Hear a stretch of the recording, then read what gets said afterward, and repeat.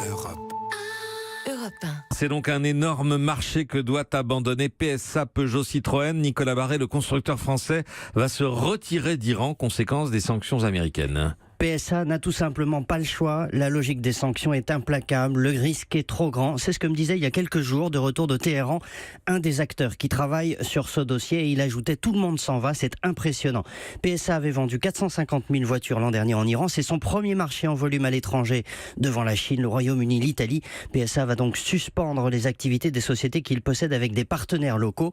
Toutes les sociétés étrangères sont engagées dans la même course contre la montre pour tenir la date d'entrée en vigueur des sanctions fixées par Donald Trump, à savoir le 6 août prochain. On peut donc dire que les sanctions américaines sont efficaces ? Terriblement efficaces. Les discours des ministres européens sur le thème « L'Europe doit défendre ses intérêts et protéger ses entreprises » sont complètement inopérants. Pas un chef d'entreprise n'y croit.